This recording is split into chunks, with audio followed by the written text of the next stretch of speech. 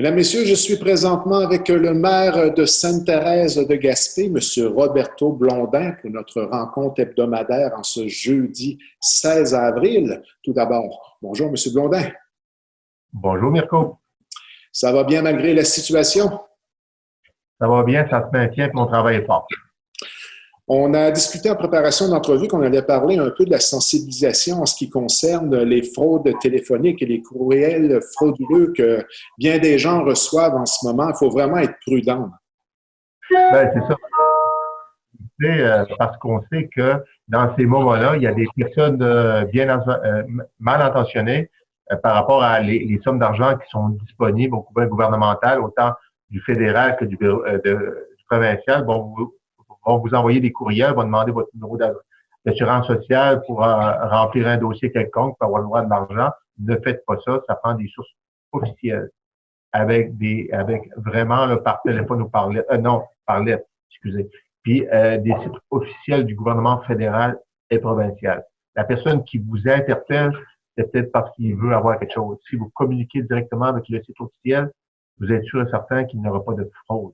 C'est très important. Puis on parle aussi des personnes âgées. Il y a beaucoup d'appels téléphoniques envers les personnes âgées qui leur incitent à avoir des programmes ou à divulguer son numéro de compte puis son numéro de NIP. C'est très important. C'est des personnes vulnérables. Et puis la SQ travaille fort là-dessus. Donc, si vous vous faites interpeller, n'hésitez pas à appeler la SQ. Faites un 911, appelez la SQ, et puis dévoiler ces personnes-là, parce que en période de crise, là, il y a du monde qui se spécialise là-dedans, la fraude sur les personnes âgées, puis sur les personnes en général. Là, tout le monde pense que oui, le gouvernement il a mis en place bien des programmes qui va nous permettre de passer cette crise-là, sauf que parallèlement, il y a des fraudeurs qui profitent de ça pour avoir vos données personnelles. La vigilance est de mise. En ce qui concerne la préparation de l'opération de l'usine E. Gagnon et Fils, ça chemine très bien, une belle collaboration avec le CI3S. L'ensemble des employés de l'usine ont même accès aux tests, si je comprends bien. Ben écoutez, tout le monde sait ce qui s'est passé à l'usine E. Gagnon et Fils. L'usine a été obligée de fermer. Il y a eu un cas, puis relié à ça, il y a eu 3 autres cas. Donc, on a travaillé fort auprès E. Gagnon et Fils, de la municipalité, et puis la santé publique, puis Madame Chantal Duguay, la DG, pour trouver un moyen pour vraiment supporter puis accompagner les travailleurs et les industriels. Je pense que ça a été mission accomplie. Mission accomplie au niveau de l'information. Vous savez que la nature déteste le vide, fait que ce qui n'est pas transmis par des sources officielles est transmis par des sources non officielles sur Internet, sur Facebook, qui fait en sorte que ça amplifie, puis ça amplifie la détresse du monde en même temps. Fait que on a travaillé toutes les maires ensemble pour faire comprendre ça, pour qu'il y ait une meilleure diffusion. Puis personnellement, moi, on a travaillé, la municipalité, on a travaillé avec Monsieur Yves Bonnier-Vigé, la santé publique, pour faire en sorte que tous les travailleurs de E. Gagnon et Fils ont un test de dépistage. Ça, c'est très important. C'est très important parce qu'une personne voit ça la première semaine, il se retrouve avec un cas. 3 jours après ça, c'est 3 autres cas. Donc, il y a comme une incertitude au niveau des travailleurs. C'était important, on l'a exigé que tous les travailleurs ont un test. Ça vient renforcer le lien entre l'information puis l'état des lieux. Avec le test, on embarque les travailleurs avec nous autres en disant faites-vous-en pas, la santé publique est là pour prendre charge de vous autres puis vous donner le maximum d'informations sans apeurer, mais tout simplement en disant la vérité. Je pense que c'est une très belle collaboration de E. Gagnon et Fils, et puis de la municipalité, puis de la santé publique. Là. Chapeau à tout le monde qui a travaillé là-dessus. Là. L'important, c'est les travailleurs. Les travailleurs vont avoir le test. L'important aussi, indirectement, c'est que l'usine, E. Gagnon et Fils, puis les autres usines, le lien de l'émoignant part parce que c'est le moteur de notre économie dans notre région. Là, présentement, la pêche, c'est le moteur de l'économie. Puis tout en travaillant sécuritairement, tout en travaillant avec les intervenants, on parle de la santé publique, on parle des hôpitaux, pour qu'on soit le plus proactif, d'aller tout de suite, de frapper tout de suite, de sortir ce monde-là, de passer des tests, puis après ça, on recommence. Je pense que on a été proactif. Puis, ce qu'on a fait à Sainte-Thérèse va servir à l'ensemble de la MRC. J'ai 2 usines dans ma municipalité, j'ai Gagnon et Fils, qui transforment un autre genre de produit. On parle du homard, du poisson de fond. Les autres aussi, ils ont quand même 200 employés. Puis là, ils vont être pris avec la même problématique. C'est là que c'est important de savoir que la santé publique est proactive et est là. Je pense qu'ils l'ont compris, puis ils le font présentement. Puis les mêmes choses vont se servir, vont pouvoir être faites à Grande-Rivière, au niveau des usines de transformation, puis à Percé, parce que la saison touristique n'est pas finie, puis il va y avoir des travailleurs qui vont aller travailler là. Puis ils vont avoir probablement la même problématique d'avoir des cas. Puis là, il y a un protocole d'établi, puis il y a un suivi pour chaque employeur. C'est ça qui est important, parce que l'employeur se sent dépourvu là-dedans. Il veut bien aider son employé. Il y a l'aspect santé, et puis en même temps, il y a l'aspect survie de l'entreprise. Donc, c'est pour ça que la santé publique va être proactive dans ce domaine-là. Et je tiens à féliciter toutes les intervenants qui ont fait on s'est entendu sur certaines choses qui vont aider les travailleurs. Lors de notre dernier entretien, on avait discuté d'une initiative positive qui allait être mise de l'avant de la part de l'équipe municipale à Sainte-Thérèse de Gaspé. Donc maintenant, ça semble officiel. Nous allons avoir accès à l'exploitation d'un jardin pendant la période estivale pour les citoyens de Sainte-Thérèse. Est-ce que j'ai bien compris? C'est bien ça. On prend ça comme une initiative qui parle un peu de détente, de se changer l'idée, puis un peu aussi d'alimentation. La municipalité de Sainte-Thérèse de Gaspé offre à tous ses concitoyens. Nous, la municipalité, vont aller chez vous si vous voulez avoir un jardin. Le maximum, ça va être 20 pieds par 20 pieds. On s'est fait conseiller par un agronome, Delphine Poirier, que tout le monde connaît.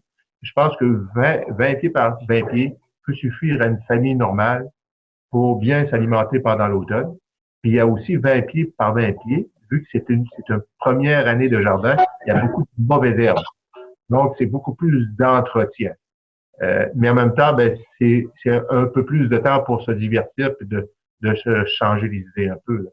Fait que la ville offre ça à ses concitoyens. La façon que ça va se faire, c'est que si vous voulez avoir un jardin, ça peut être un jardin, on dit 20 par 20, mais ça peut être 10 par 5 ou 10 par 10. Si une personne âgée tout seul, ou on a un couple tout seul qui veut se faire un petit jardin pour se désennuyer de 10 pieds par 10 pieds, la ville va aller, elle va le rotocculter. Et puis, avec l'association qu'on a avec le centre de compostage de la MRC, on va aller lui déposer du compost. Puis à partir de là, on va lui donner un petit document bien simple, parce que ça fait longtemps qu'on a lâché l'agriculture, là. C'est pas tout le monde qui fait un jardin. Donc, un petit document simple qui va dire à quelle profondeur vous plantez vos graines, à quelle distance que vous mettez vos rangs, qu'est-ce que vous pouvez planter. On sait qu'en partant, si vous voulez avoir des plants de tomates, ça prend 2 mois à l'intérieur pour les partir. Donc, à partir du 15 avril, grosso modo, c'est le temps d'acheter des graines de plantes de tomates, puis les garder, puis les faire grandir 2 mois dans la maison. À partir de ce 2 mois-là, vous les sortez une couple de jours à l'extérieur dans les pots pour qu'ils s'acclimatent un peu au soleil et tout ça, puis après ça, vous les plantez dans votre jardin. Quand on parle de cocon, quand on parle de pois, quand on parle de même de brocoli, c'est 5 semaines. Donc, c'est toutes des petites choses qu'on va mettre dans le document qu'on va vous donner. Tout ce que vous avez à faire, c'est appeler la ville de Sainte-Thérèse, signifier votre intérêt, la grandeur, logiquement, que vous pensez être capable d'entretenir. Nous autres, on va vous demander que le terrain qu'on va le faire, c'est un terrain qui est pas en triche, là. qu'il n'y a pas des arbres dedans puis des zones rouges. Là. C'est quand même un terrain qui est pas loin. Là. On veut pas remplacer les entreprises agricoles de Percé, là, faire de l'abattage d'arbres, là. Mais un endroit propice. On ne se tient pas responsable des prix, autrement dit, mais qu'on vote le tracteur, on laboure, on prépare tout ça, mais après ça, on n'est pas responsable des prix. C'est sûr, il y a une sécurité à prendre au niveau de la ville. Puis on va vous demander, on va vous donner une date qu'on va le faire. On va avoir un suivi avec vous. Faut que vous déterminer ce que vous voulez avoir, vous planter des piquets. Et puis après ça, nous autres, on va passer à une date X, on va le rotoculter. Puis on va aller mettre un baquet, ce qu'on appelle un baquet pas de fumier, mais de compost, c'est ça. Puis à partir de là, ben, vous allez planter, puis tout ça, là, fait en sorte qu'il y a un aspect de bien-être là-dedans. Il y a bien des personnes, moi, ça doit faire 25 ans que j'ai pas fait un jardin. Je l'ai fait quand j'arrivais à Sainte-Thérèse, un petit jardin. Mais juste en me levant le matin, aller piger dans mon jardin des fèves jaunes, ou bien des radis qui prennent 30 jours, ou bien je pense que j'avais récolté 20 livres de patates, mais j'étais fier de ça. J'avais 20 livres de patates qui venaient de ma terre, de mon jardin, que c'est moi qui avais fait. Les patates sont bonnes. Pour moi, c'était les meilleures patates au monde. Tout ça, ça donne une fierté au monde. Ça donne, je parle pas de retour à la terre, mais je parle d'un changement. Un changement de voir les choses. On sait que cet été, il n'y aura pas d'activité. On sait que toutes les activités extérieures, que ce soit des festivals, on parle du beach party, on parle de tous les festivals qu'il y a à Gaspé, à Grande-Bière aussi, avec la foire Western, tout est annulé. Donc, ça nous prend quelque chose pour nous occuper. Puis en même temps, le bienfait de tout ça, c'est que tous les efforts que vous allez mettre, cet automne, vous allez peut-être vous retrouver avec un panier de légumes qui va peut-être être 500 000 $ parce que on parle, tu sais, quand on parle de carottes, quand on parle de patates, quand on parle de navaux, quand on parle de fèves jaunes, c'est toutes des choses que vous êtes capable d'entreposer puis qui vont vous servir un mois ou deux. Fait que c'est tout l'aspect nourricier de ça, l'aspect de se changer les idées. Puis peut-être que l'année prochaine, mais qu'on passe cette période-là, vous allez avoir assez aimé ça que vous allez appeler la ville puis vous allez dire, je veux un autre 20 pieds. Je veux un autre 20 pieds parce que j'aime ça puis je veux y grandir. Puis on va tout le temps là pour vous autres. C'est une mesure simple, mais une mesure qui peut apporter beaucoup je dirais, comment on peut dire ça, beaucoup d'attention. C'est quelque chose de simple que la municipalité vous offre, mais qui peut apporter beaucoup en termes de se faire rassurer au niveau alimentaire. C'est simple, mais c'est bon. Puis, vous allez penser au maire tout l'été, parce qu'à chaque fois que vous allez voir votre jardin, vous allez dire, le maire a mis ça en place. Bien, félicitations pour cette superbe, de belle initiative pour naturellement améliorer la qualité de vie des citoyens de la municipalité de Sainte-Thérèse-de-Gaspé. Chapeau, c'est vraiment une excellente idée. Et puis, en terminant, M. Blondin, faut pas, disons, il ne faut pas baisser notre vigilance par rapport à l'ensemble des règles qui nous entourent, malgré que l'économie recommence peu à peu.